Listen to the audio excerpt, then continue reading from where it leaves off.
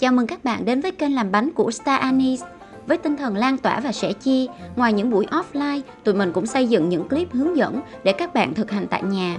Hãy cho tụi mình biết bạn đang quan tâm tới loại bánh nào để tụi mình làm cùng bạn nha. Hôm nay tụi mình sẽ chia sẻ cùng các bạn món bánh Stained Glass Cookies, còn gọi là bánh quy kẹo gương hay bánh quy thủy tinh cho mùa Giáng sinh. Sau 2 ngày thử công thức thì tụi mình đã rút ra được những lỗi và những điều cần lưu ý cho các bạn mới làm lần đầu loại bánh này, hoặc là các bạn nào đã làm rồi mà vẫn chưa được như mong muốn. Lưu ý đầu tiên và rất quan trọng đó là lưu ý về nguyên liệu. Bơ, để bơ vừa mềm ở nhiệt độ thường, không để ở nơi có nhiệt độ quá cao hoặc ngay ánh nắng trực tiếp làm chảy bơ. Đường, bánh cookies nói chung thì nên sử dụng đường bột để kết cấu bánh được mịn mượt, đường cát sẽ làm bánh hơi lợn cợn, nhiều rỗ. Trứng gà thì chúng ta sẽ dùng cả lòng đỏ và lòng trắng, nếu bạn thích bánh cứng cáp đứng hơn thì chỉ dùng lòng trắng. Bột mì sẽ dùng loại đa dụng 11%. Mình cũng chia sẻ thêm một số lưu ý quan trọng để bảo quản hỗn hợp bột.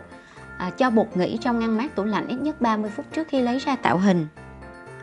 Hạn chế đụng tay vào bột lâu tránh làm chảy bơ. Sau khi trộn bột xong, nếu bạn không thể làm tiếp bánh thì chúng ta có thể bảo quản phần bột này trong ngăn đá tủ lạnh lên đến 1 tháng. Khi nào cần dùng thì chúng ta có thể để bột xuống ngăn mát cho đến khi bột mềm lấy ra cán và tạo hình như bình thường. Một lưu ý khá quan trọng đó là các bạn nhớ ép miếng bột mỏng lại như trong video mình làm trước khi cho vào tủ lạnh. Làm vậy thì sẽ giúp việc cán bột sau này dễ dàng hơn. Chúng ta sẽ tiếp tục với phần tạo hình cookies. Vì đây là phần quyết định thành bại của bánh cho nên mình sẽ nói kỹ một xíu. Đầu tiên là cán bột. Sau khi lấy bột ra khỏi tủ mát thì chúng ta tiến hành cán bột. Các bạn lưu ý là chúng ta sẽ không cán bột quá mỏng, sẽ khó tạo hình.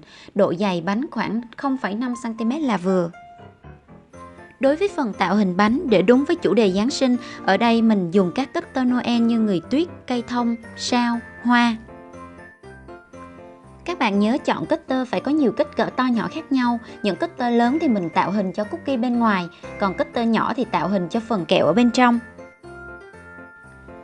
Để hạn chế đụng tay vào bột làm chảy bơ thì các bạn nên dùng miếng nhựa mỏng để lấy bánh sau khi tạo hình nha. Các bạn có thể tạo hình cùng hoa văn trong ngoài hoặc là chọn hoa văn khác nhau để cookies thêm phần phong phú. Phần này thì các bạn cứ thoải mái sáng tạo theo ý của mình nha.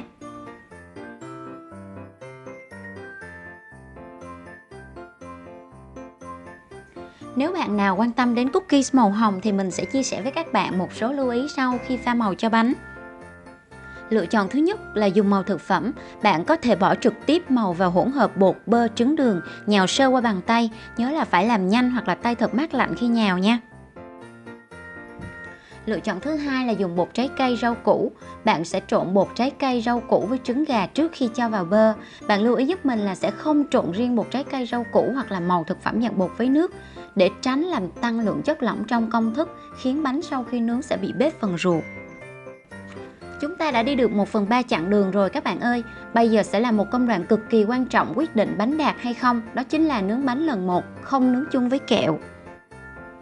Các bạn có thể xem khung tóm tắt trên màn hình về nhiệt độ và thời gian nướng để thấy được sự khác biệt giữa bánh không màu và bánh có màu.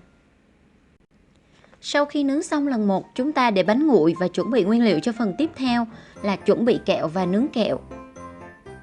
Phần này khá quan trọng, sẽ tạo nên linh hồn của chiếc bánh cho nên sẽ có một số lưu ý sau. Bạn chọn loại kẹo càng trong thì bánh sau nướng sẽ càng đẹp. Kẹo khá cứng cho nên các bạn đập kẹo cẩn thận, nên dùng cối và chày để dễ thao tác hơn. Độ tan chảy của mỗi loại kẹo sẽ khác nhau. Bạn có thể thử trước nhiệt độ tan chảy của kẹo trong 5 đến 10 phút ở 100 độ C. Sau khi chuẩn bị kẹo xong, chúng ta sẽ cho kẹo vào phần cookies đã nướng lần 1 để hoàn chỉnh phần tạo hình. Các bạn có thể tạo hình theo ý thích của mình, tuy nhiên theo kinh nghiệm của mình thì chúng ta nên đập kẹo nhỏ nhất có thể để kẹo dễ tan chảy và không nên tạo những chi tiết quá nhỏ sẽ rất khó xử lý với phần kẹo. Như vậy là chúng ta đã hoàn thành xong món bánh quy kẹo gương tràn ngập không khí Giáng sinh rồi, rất là dễ thương luôn cả nhà ơi. Đối với thành phẩm lần này thì tụi mình cho điểm 8/10 vì những lý do sau. Ưu điểm của loại bánh này là ngoại hình bắt mắt, phù hợp với không khí Giáng sinh. Bánh giòn tan trong miệng, phần kẹo thì chua ngọt khá là hài hòa. Tuy nhiên, nhược điểm của loại bánh này đó là phần kẹo sẽ dễ bị chảy nước khi để ra nhiệt độ phòng 25 độ C, nên khó bảo quản và vận chuyển đi xa. thịt bánh cũng sẽ dễ bị mềm hơn do bị ảnh hưởng của độ ẩm từ kẹo và cũng không có nhiều người chuộng kẹo cứng. Tuy vậy thì bánh quy kẹo gương vẫn sẽ là một lựa chọn khó bỏ qua trong dịp Giáng sinh. Chúc mọi người làm thành công món bánh này nha! Video của tụi mình đến đây là hết rồi. Với những chia sẻ trên, tụi mình hy vọng các bạn có thể tiết kiệm được thời gian nhờ khắc phục được nhiều lỗi để làm thành công loại bánh này. Nếu các bạn thấy video của tụi mình hữu ích, hãy like, subscribe hoặc là comment bên dưới để động viên tinh thần của tụi mình nha. Và đừng quên ấn vào chuông để nhận được video tiếp theo với nhiều công thức bánh mới hấp dẫn. Cảm ơn các bạn rất nhiều.